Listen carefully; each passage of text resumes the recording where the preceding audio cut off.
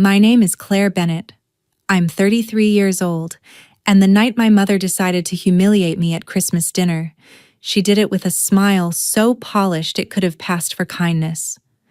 She lifted her wine glass, looked straight at me, and said, "Your sister just bought a beautiful house. A real house. Isn't that wonderful? Maybe next Christmas you'll finally be ready to settle down too." The whole table laughed the way people do when they think they're watching a harmless family joke, and across from me, my sister leaned back in her chair with that little satisfied smirk I'd known since childhood. "Yeah," she said, dragging out the word like she was speaking to a teenager instead of a grown woman. "When are you going to stop drifting and start building a real life?" I remember setting my fork down very carefully, because when you've spent years learning how not to explode in front of people who enjoy testing your dignity, you get good at small, precise movements. Then I smiled. Not the wounded smile they expected. Not the embarrassed one they'd trained me into wearing. A calm one. "I already did," I said. "I just didn't invite anyone who doubts me." My sister's face went still. My mother blinked. And in the silence that followed, I realized something wonderful. For the first time in my life, I wasn't the one being measured at that table. Before I tell you what happened next, and why that one sentence changed everything, tell me, what time is it for you right now, and where are you watching from? I'm curious to see how far this story will travel. To understand why that one sentence hit the table like a dropped glass, you need to understand the role I had been assigned in my family long before that Christmas. In my mother's version of events, my younger sister was the daughter who made sense. She had the milestones people recognized instantly and praised without needing explanation. She had the polished job title, the carefully staged relationship, the tidy social media life, and now, finally, a house with a front door my mother could point at like proof she had raised at least one daughter the right way. I was the daughter who required context, and my mother hated context. She hated anything that could not be summed up in one sentence at church, at brunch, or over the phone with relatives she secretly competed with. So instead of describing my life accurately, she simplified it until it sounded unserious. She'd say I worked with old furniture. No, as if I spent my days dusting thrift store cabinets instead of restoring estate pieces, consulting on historic interiors, and running a specialized business people booked months in advance. She'd say I liked the quiet life, which was her way of translating discipline into social deficiency. She'd say I was still finding myself, even after I had built a client list, hired part-time help during peak seasons, and started earning more than anyone in the family had expected from me. The truth was less convenient for her. I didn't stumble into my career. I built it from nothing and built it the hard way. While other people were working clean office jobs in climate-controlled buildings, I was in workshops at dawn learning wood grain, veneer repair, custom staining, and structural restoration. I learned how to tell when a chair only looked broken and when it actually was. I learned how to price labor no one respected until they saw the final result. I learned how to negotiate with collectors, how to handle wealthy clients who assumed a woman working with her hands would be grateful for being underpaid, and how to stand my ground when people mistook craftsmanship for hobbyism. There's a specific kind of arrogance people bring to trades they don't understand. I met it often. I also beat it often. But in my family, none of that carried the same weight as a neat milestone with good curb appeal. My sister Vanessa understood that very early. She had a talent I didn't. She knew how to convert ordinary life events into family theater. A promotion became a celebration dinner. A dating anniversary became a weekend trip everyone had to hear about. A couch delivery became, "We're really building a life now." She wasn't smarter than me or kinder than me. She was simply fluent in the language my mother loved most, visible achievement packaged for admiration, and because she knew it worked, She used it. Not with open cruelty at first. With a smile. With little remarks. With that polished tone women use when they want to insult you and still look elegant doing it. If I skipped a holiday because of work, she'd say, "Claire's too free-spirited for schedules." If I showed up tired from finishing a commission, she'd say, "That self-employed life seems exhausting." I could never handle that uncertainty. If someone complimented my work, she'd smile and add, "Yes, Claire's always been so creative. We just keep hoping she turns it into something more permanent." She made me sound like an unfinished art project. My mother made me sound like a concern. Together, they created a version of me that relatives accepted without ever checking against reality. And for too many years, I let them. Not because I believed them exactly, but because correcting people all the time is exhausting. There is a particular fatigue that comes from having to introduce yourself twice, once as you are, and once again after your family has summarized you badly. After a while, I stopped explaining. I let them underestimate me because fighting every comment felt desperate and silence felt more dignified. But silence has a cost. If you stay quiet long enough, some people mistake your restraint for agreement. They start thinking the small box they've put you in must be accurate, because surely you'd object if it weren't. That Christmas, my mother thought she was comparing her two daughters. In reality, she was comparing my visible absence from her fantasy with my sister's perfect obedience to it. What she didn't know was that while she had been narrating me as unsettled, I had already done the most grounded thing I had ever done in my life. 6 months earlier, I had bought an old boarding house on the coast of Maine. Not because it was practical on paper, because it was mine in my bones the moment I saw it. It was weather-beaten, sea-worn, and full of expensive problems that would have scared off anyone who wanted instant approval. The porch sagged. The upstairs hallway smelled faintly of salt and old cedar. The windows rattled in the wind. Half the rooms looked like they had been forgotten on purpose. And I loved it immediately. I didn't see decay when I walked through it. I saw shape. I saw history. I saw a workshop on the first floor with enough space for custom builds and restorations. I saw a modest apartment upstairs with morning light in the kitchen. I saw guest rooms I could slowly turn into a retreat space for artists and makers who needed quiet and time. I saw the exact kind of future that would never impress my mother until it was finished enough for photographs. And that was part of why I kept it to myself. I was tired of being discussed while I was still in the process of becoming. I wanted one thing in my life to grow without commentary, without comparison. Without my sister asking questions in that falsely casual tone she used when she was hunting for flaws. I wanted one joy that belonged entirely to me before the family got their hands on it. By Christmas, the roof repairs were done, the main staircase was safe, my workshop was operational, and I had spent enough nights there to know the sound of the wind against every side of the house. I had chosen paint colors, repaired cracked trim, refinished doors, installed better locks, and stood alone in the kitchen one freezing morning realizing I had never felt more certain of anything. I was not drifting. I was rooted in a way my family had never bothered to imagine. They just hadn't been invited to see it. The hardest part about being underestimated by strangers is proving them wrong. The hardest part about being underestimated by family is realizing they may not want to be corrected. My mother's story about me had never been accidental. It was useful. It made her feel organized.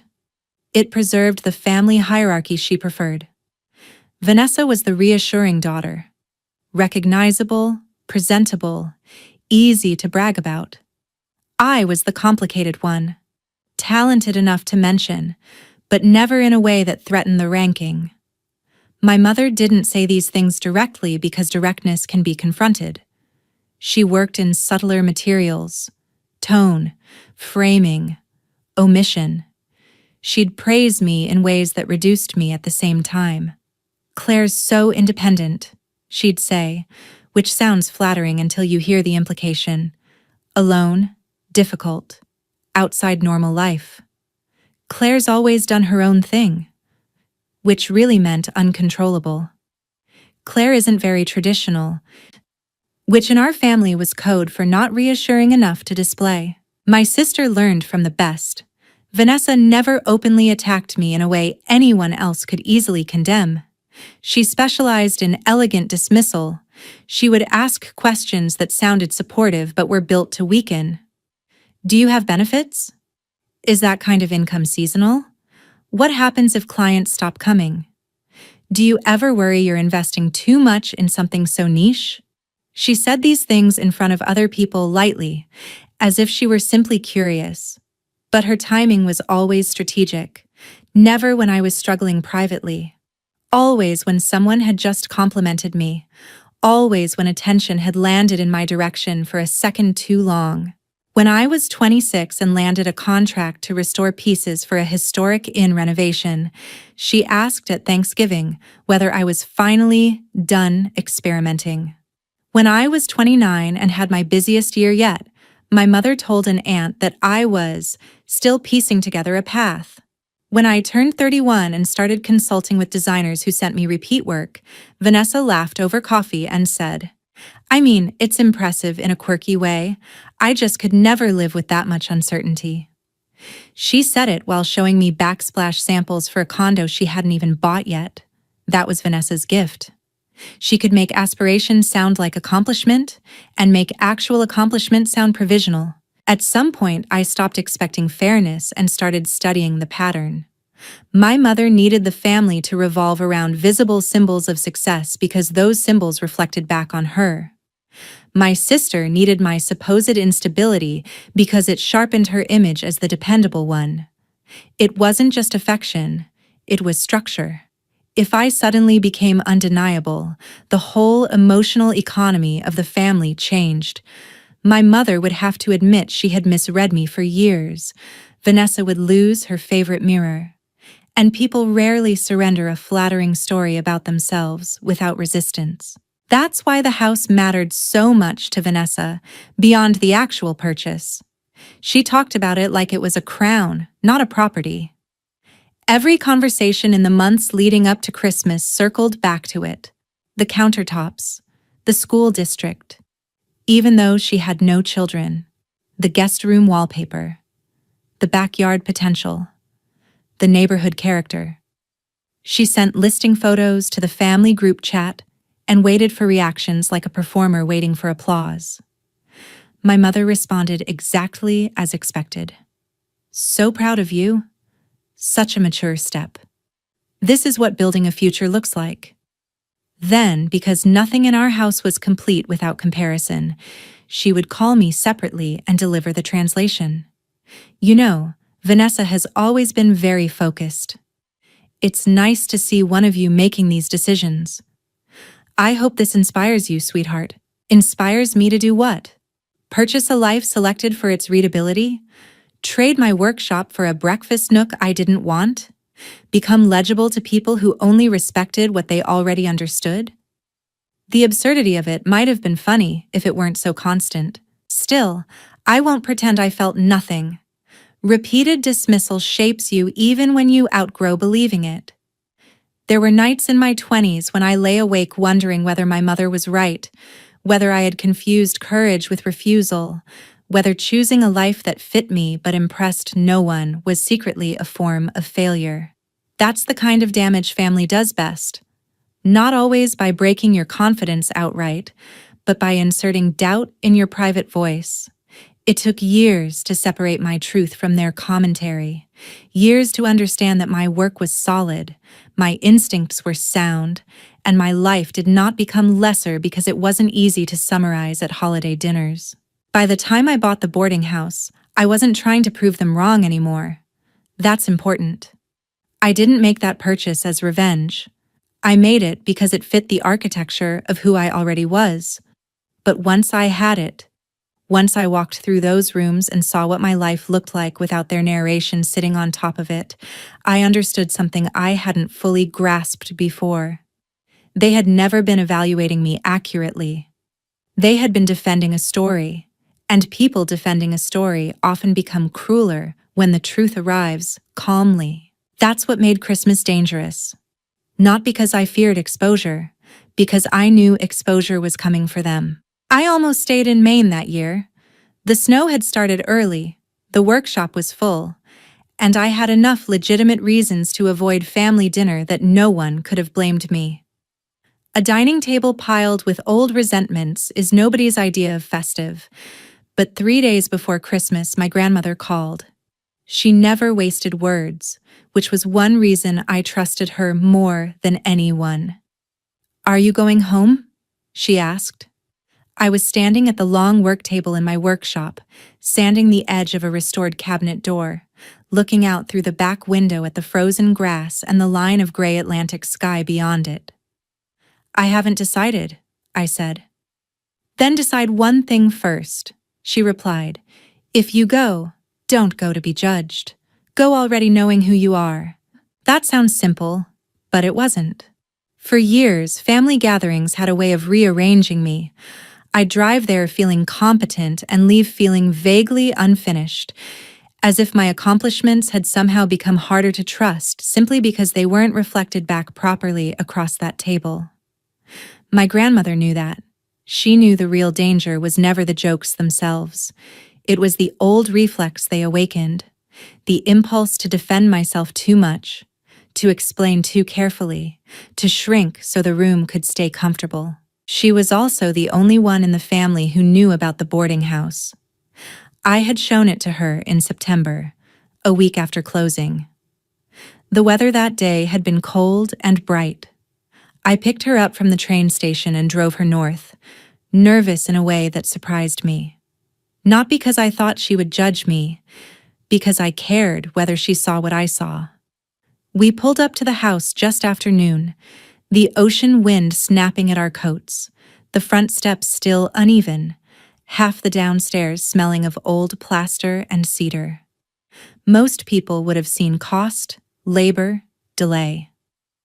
My grandmother stood in the foyer, looked around at the cracked trim, the broad staircase, the old pegs on the wall where fishermen's coats must have hung decades earlier, and smiled like she was greeting someone with character. "This place has survived," she said softly. "I like that about it." Then she turned to me and added, "You chose well." She walked through every room slowly, asking practical questions, not performative ones. What was structurally urgent? Which rooms would wait? How much could I do myself? Where would the workshop go? Had I budgeted a cushion for surprises? That was love from her, respect in the form of serious attention, not flattery, not vague support, recognition. She sat on an overturned crate in what is now my studio and listened while I explained my plan to restore the guest rooms one by one, eventually hosting small seasonal retreats for artists, woodworkers, bookbinders, people who needed quiet and didn't want a curated lifestyle brand pretending to offer it. She didn't once ask why I hadn't told my mother. She understood before I said it. Because sharing unfinished joy with the wrong people can feel like placing wet paint in the path of careless hands. By Christmas week, 3 downstairs rooms were finished, the kitchen worked, and the upstairs apartment finally felt inhabited instead of improvised. I had curtains up in the bedroom, books stacked by the sofa, and a chipped blue mug I always used in the morning because it fit perfectly in my hand while I checked invoices before sunrise. I had repaired enough of the porch to stand out there with coffee and watch the winter water without worrying the boards would give under me. There was still plenty left to do, but the house no longer felt like a project. It felt like a life already underway. The morning I drove to Connecticut, I locked my own front door and stood there for a second in the cold, key in hand, looking back through the front window at the lamp I'd left on in the sitting room. It's hard to explain how grounding that felt. For so many years, family visits had carried the emotional threat of making me question myself. This time, I was leaving from something solid. I had a mortgage in my name, contracts on my desk, tools in my workshop, and salt in the air outside my own walls. Their opinions could still sting, but they could no longer define the facts. My parents' house looked exactly the same when I arrived. Warm lights in the windows, ribbon too perfect to have been tied by anyone spontaneous. My mother's version of hospitality displayed with military precision. She opened the door with a bright expression that lasted all of 2 seconds before turning managerial. "Claire, there you are. Traffic?" she asked, then noticed my boots. "Honestly, you always look like you came in from fixing a dock." I was still taking off my gloves. It took less than 10 seconds. "I came from home," I said. She barely heard me because Vanessa swept in from the living room wearing cream cashmere and triumph. "You made it," she said, air kissing my cheek. "Perfect timing. Mom was just telling everyone about the closing." Of course she was. My older sister Megan came up behind her carrying a tray and murmured, "It's already unbearable," before moving on. That told me everything. The night had already chosen its center. My father hugged me in the distracted way men do when they sense tension and hope affection can count as neutrality. My grandmother, seated near the fire, gave me one long look and the slightest nod. "Don't shrink." Message received. As I hung my coat, I could feel the old machinery of the family beginning to turn. Conversations sorted themselves into familiar positions. Vanessa radiated the kind of satisfaction that only makes sense when it is being witnessed. My mother floated from group to group feeding the narrative. I was expected to occupy my usual place, warm enough to be acceptable, quiet enough to be manageable, successful only in ways that didn't disturb the ranking. But I had driven in with a house key in my pocket and a different spine than the one I used to bring home. I didn't feel defiant. I felt ready.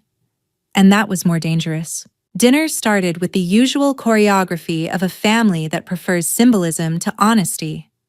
My mother had set the table beautifully, of course. Candles, silver, folded linen napkins, the good serving dishes she brought out when she wanted the evening to feel meaningful enough to be remembered later in photos. But even before we sat down, the real centerpiece wasn't the food. It was Vanessa's house. Every conversation found its way back there. The yard, the foyer, the natural light, the neighborhood, the future guest room. The original hardwood floors she spoke about as if she had personally rescued them from architectural extinction. My mother encouraged every detail with a kind of polished reverence that might have been touching if it hadn't been so deliberate. "That window seat is what sold me," she told an aunt, though she was not the one buying the place. "It just feels like a real grown woman home." Then, after everyone settled and the first wave of serving had passed, she lifted her glass and said, "I just want to say how proud I am. Watching Vanessa buy her first house has been such a comfort to me. There's something so reassuring about seeing one of your daughters truly settled. One of your daughters. Not subtle, never fully explicit, but never subtle." A few people murmured agreement. My father nodded in that passive, weary way he used when he wanted the room calm more than he wanted it fair. Megan stared down at her plate. My cousin raised her eyebrows at me for half a second, just enough to say yes. I heard that too. I kept cutting my food into smaller pieces than I needed, which is something I do when I'm deciding whether a moment deserves my energy. Vanessa stepped in with false modesty exactly on cue. "Mom, stop," she said, smiling in that way that meant don't stop at all. "It's just a house." "No," my mother said warmly. "It's not just a house. It's responsibility, commitment, vision. It means something." Then came the pivot. I could hear it before she made it. My mother had always loved a comparison disguised as concern. She turned toward me with that expression she used when she wanted an audience to believe she was being gentle. "Claire, sweetheart, I hope you're not feeling pressured. Everyone has their own timing. We just worry sometimes. You're talented, of course, but talent and stability aren't the same thing." There it was, a whole lifetime in 2 sentences, praise used as softening foam around disrespect. Vanessa dabbed her lips with her napkin and joined in. I mean, Claire's always been more atmospheric than practical. She laughed a little, and a couple people did too, not because it was truly funny, but because family tables reward the confident speaker. You know what I mean? She's always moving from project to project. I looked at her then. Really looked. Perfect blouse, perfect manicure, perfect confidence, the kind built from years of being told she represented adulthood correctly. What she didn't realize was that she was speaking to someone who had spent the previous week meeting with electricians, reviewing renovation budgets, managing supply delays, and planning a spring booking calendar for a property she owned outright in name and reality. She thought she was mocking a drifting older sister. She was mocking a landowner while sitting in her mother's script. My mother pressed on, now enjoying herself.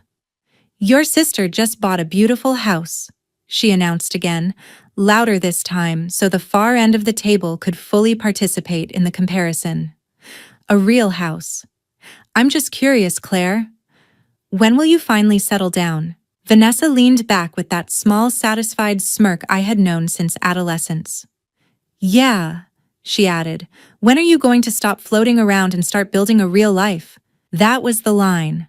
Not because it was the cruelest thing anyone had ever said to me, because it was so polished, so practiced, so rooted in a lie they had repeated for years that they no longer recognized it as one. It was an entire worldview condensed into a holiday taunt. I felt the room waiting for me to do what I had always done: smile awkwardly, deflect, let them keep the frame. Instead, I set my fork down carefully, touched my napkin once. Let the silence stretch just enough to make people look up. Then I smiled. I already did, I said. You could almost feel the air hesitate. Vanessa's expression didn't drop all at once. It stalled first, as though she expected the rest of my sentence to rescue her. My mother blinked, confused by the tone more than the words. What? She asked. I already settled down, I repeated calmly. I just didn't invite anyone who doubts me. This time, the silence landed harder. Someone at the far end of the table shifted in their chair. My father looked up fully now. Megan stopped pretending to eat. My grandmother lowered her glass and watched me with a stillness that felt like support. Vanessa gave a short laugh. What is that supposed to mean? It means, I said, that 6 months ago I bought a boarding house on the coast of Maine. I live there. I work there. I've been restoring it room by room. It's my home, my studio, and the foundation of the next phase of my business. That sentence changed the geometry of the room. My mother stared at me as if I had suddenly spoken a line from the wrong script. You bought a boarding house? She repeated, and even in her shock there was skepticism, as if the very shape of my success had offended her by refusing to be simple. Vanessa's face tightened. A boarding house?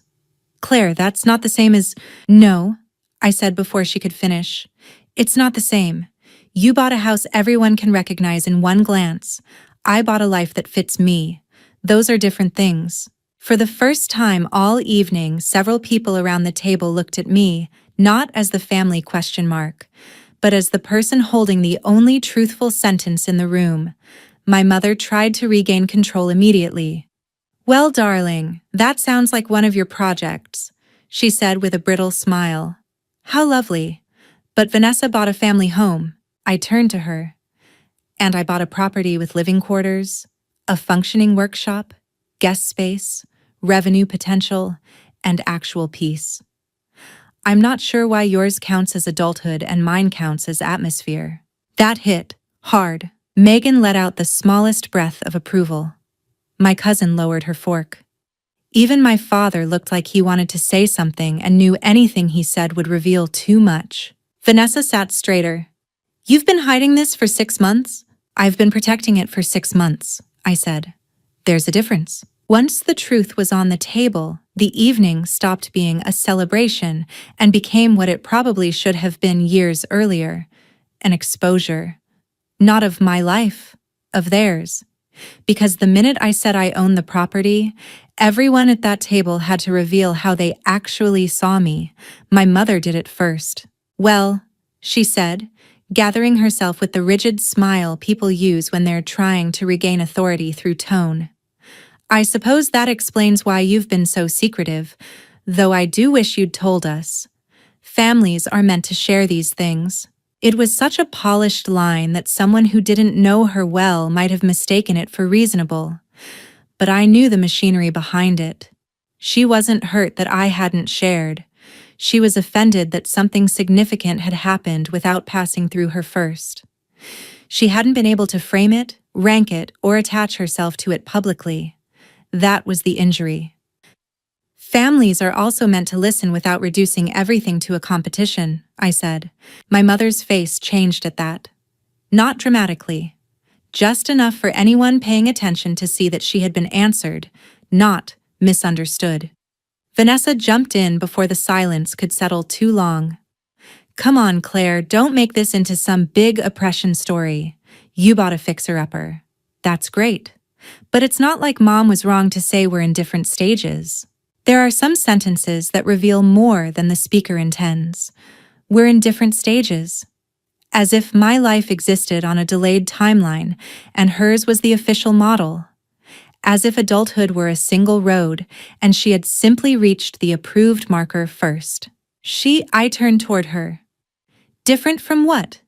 Different from your preferences? Different from Mom's ability to brag about it in one sentence? Different from the kind of life that makes people clap before dessert?" Vanessa laughed once, but there was strain in it now. "You always do this. You make everything philosophical when it's actually simple." "No," I said. "Simple is what you call something when complexity threatens your advantage." That landed harder than I expected. She opened her mouth and closed it again. My father shifted in his chair and cleared his throat. That old family signal meaning, "Let's all back away from the real thing." "Maybe we should calm down," he muttered. "Why?" Megan said quietly, and all eyes turned to her because Megan almost never entered the center of conflict unless she was sure. Why should Claire calm down after being used as a comparison point all evening? Mom asked her a question in front of everyone. She answered. My mother's head turned sharply. "Megan, don't." But Megan had clearly been storing years of restraint. "No, actually, let's. Because this has been going on forever. Every time Claire does something impressive, it gets translated into something vague. Every time Vanessa does something conventional, it becomes proof of character. You don't hear yourself, Mom, but everyone else does." That changed the room again. Support, once voiced, always does. It makes denial harder. Vanessa looked stunned, less by what Megan said than by the fact that someone had sided with me openly. "Oh, please," she snapped. "No one is attacking Claire. We just don't act like every quirky decision she makes is some groundbreaking accomplishment." Quirky. That word should not have mattered. But it did, because it perfectly captured the family strategy. Reduce, reframe, dismiss. Call the hard thing charming so you don't have to respect it. Call the serious thing unusual so you can avoid being threatened by it. "Quirky?" I repeated. "I bought commercial-grade equipment, renovated a multi-room coastal property, built a workshop, secured recurring clients, and created a sustainable business model around it. That's not quirky. It's infrastructure." Even my cousin let out a low wow at that. My mother tried to pivot into concern again, but the tone no longer worked. "Claire, sweetheart, no one is denying you've worked hard." "No," I said. "You just deny that my hard work qualifies as adulthood unless it resembles Vanessa's." Her mouth tightened. "That's not fair. It's exact." There's a moment in certain family arguments when the oldest pattern becomes visible all at once. You can almost watch people realizing this fight is not about tonight. It's about 20 smaller nights, 15 smaller insults, 10 years of framing, 3 decades of roles. That moment arrived then. My father looked tired in a way that suggested recognition. Megan looked angry, but not surprised. My grandmother looked like someone hearing the truth spoken in the room she had been waiting years for it to reach. Vanessa crossed her arms. So what? This is all because Mom said I bought a beautiful house? You couldn't just be happy for me? I almost admired the audacity of that. Recast the problem as my inability to celebrate her. Classic. I am happy for you, I said. I'm not happy about being used as your contrast color. That silenced even her for a beat. Then my mother said the one thing that made everything clearer than it had ever been.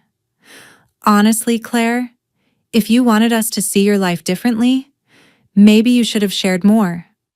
Maybe you shouldn't have kept disappearing into this separate world of yours. Separate world, as if privacy were betrayal, as if building something away from the family gaze were an act of aggression. I leaned back and looked at her. Really looked. I saw not only the woman who had criticized me that night, but the woman who had narrated me for years in rooms I wasn't in. The woman who had translated my ambition into instability because it made her more comfortable. The woman who could not imagine that withholding information from her might be an act of self-protection rather than disrespect. I kept it private, I said slowly, because every time I share something real, you minimize it or compare it to Vanessa. I wanted one achievement untouched by your ranking system. One place in my life that didn't get turned into family theater. That line hit the table and stayed there. No one moved for a second. Then my grandmother spoke. She's right. My mother actually stared at her. Mother. No, my grandmother said, her voice calm but sharp enough to stop everyone. She is right. You have spent years speaking about Claire as if she were unfinished because her life does not flatter your imagination. And now you're upset because she built something important without submitting it for inspection. Vanessa looked to my mother, and for the first time all evening, the two of them didn't look aligned. They looked exposed. That's the thing about unhealthy alliances. They feel strong until the moment they're named out loud. My father rubbed a hand across his forehead. Maybe there have been assumptions. Megan let out a dry laugh. That is an impressively gentle word for it. My mother's eyes were shining now, but I knew better than to mistake moisture for remorse. I have done everything for this family, she said, voice trembling. And now I'm being made into the villain because I'm proud of one daughter? No, I said quietly. You're being confronted because your pride always comes with a hierarchy. That was it. That was the center. Not that she loved Vanessa, that she needed love to be comparative, needed one child to shine against another, needed admiration to move through competition so she could manage it. Once I said that, even she seemed to understand that the sentence could not be folded away. After that, dinner didn't exactly end. It unraveled, which is different. A normal holiday dinner ends with dessert, lighter conversation, people helping in the kitchen, the tension dissolving into ritual. Ours lost the script entirely. My father attempted one weak redirection toward pie and coffee, but nobody really followed him. Vanessa sat in a silence so stiff it looked painful. My mother kept adjusting things that did not need adjusting. A serving spoon, a folded napkin, the placement of a candle. Which is what she does when control has left the room but her body hasn't accepted it yet. Megan started asking me practical questions about the property. Not in a rescuing way, but in a serious one. Square footage, distance from town, how much of the restoration I'd done myself. My cousin pulled up the area on her phone and said, "Claire, this place is stunning," with genuine surprise that made my mother visibly tense. Then my grandmother asked, "Are you happy there?" The room went quiet in a different way after that. Softer, more honest. Because that question had nothing to do with status, nothing to do with whether the property looked better in photos than Vanessa's house. It went straight to the thing my family had ignored for years. Did my life actually fit me? I pictured the house at dawn. The kitchen window fogged slightly from the kettle, the smell of wood and coffee and cold air. The scratch of my pencil across invoices before the workday started. The repaired staircase under my hand. The long table in the workshop where damaged things came back to themselves slowly. The ocean beyond the backlot. Never loud, always present. The feeling of unlocking my own door after a difficult day and knowing no one inside that house expected me to be anyone else. Yes, I said. I'm very happy there. And that answer did more for me than any defense I had made all evening. Because for years, part of me had still wanted my family to validate my choices before I could fully trust the joy inside them. That night, I understood I had already crossed that bridge. I didn't need them to understand my life in order for it to be real. Their misunderstanding was no longer a wound. It was just evidence of distance. Vanessa finally muttered, "I still think keeping it secret was weird." I looked at her. Maybe, but not as weird as building your confidence around someone else staying underestimated. Megan actually laughed at that. My cousin tried not to. Vanessa's face went cold. It wasn't dramatic. No raised voice, no theatrical exit. Just the unmistakable expression of someone realizing the old method no longer worked. For the first time in our lives, she could not reposition me as lesser without sounding exactly like what she was. When dinner finally broke apart, people drifted into smaller conversations, but the emotional center of the night had already shifted permanently. I went to the hallway to get my coat, and as expected, my mother followed. She always preferred private correction after public failure. Her voice dropped low immediately. "You embarrassed your sister." I buttoned my coat slowly. "No," I said.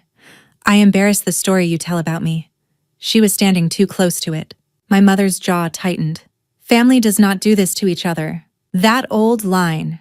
Family as a shield against accountability. Family as the reason the person hurt is expected to remain gracious longer than the people doing the hurting. I had heard variations of it my whole life. Family also doesn't use one daughter's milestone to shame another, I said. At least not healthy family. You're twisting this. I'm naming it. That was what she hated most by the end. Not my tone, not my timing, not even the public contradiction. Naming. Once something is named clearly, it becomes harder to hide inside tradition, harder to excuse as personality, harder to pass off as concern. She looked at me for a long moment, and I could see her searching for the old version of me, the one who would soften, backtrack, apologize for making things awkward. But awkwardness had already done its job. It had forced honesty into the room. Before I opened the door, I said one last thing. You don't get to call it closeness when the price is my silence. Then I stepped out into the cold. The drive back to Maine the next morning felt completely different from every family drive home I had taken before. Usually after holidays, I replayed conversations, edited myself, wondered whether I had been too sensitive or too distant or too difficult. That time I felt clean, not happy exactly. Not triumphant in some loud revenge movie sense. Something better. Aligned. My phone buzzed twice before I even hit the highway. One message was from my mother, defensive and clipped, saying she hoped I understood how much stress I had caused. No apology, no curiosity, just reputation management in text form. The second was from Megan. I'm sorry it took this long. I'm proud of you. I read that one twice. An hour later, my grandmother texted, Next time, I want to sit on that porch with tea and see the ocean. That was the message that made my throat tighten. Over the following weeks, the truth spread through the family the way it always does once somebody breaks a long pattern in public. Relatives called. Questions came in. Curiosity replaced assumption. Some people clearly wanted gossip. Others sounded genuinely ashamed that they had accepted my mother's version of me for so long. What mattered wasn't the gossip itself. It was the shift. People started speaking to me directly, asking about my business, asking about the house, asking when they could visit, which I ignored selectively. My sister posted a few brittle things online about people who can't just celebrate others, and the difference between attention-seeking and quiet confidence, which might have been funny if they weren't so transparent. My mother tried several times to recast Christmas as an unfortunate misunderstanding. I didn't allow it. I didn't fight. I just refused the rewrite. That spring, my grandmother visited exactly as promised. She sat on the repaired porch with a blanket over her knees, looked out toward the water, and said, "This house feels like you. Solid, thoughtful, strong where it counts."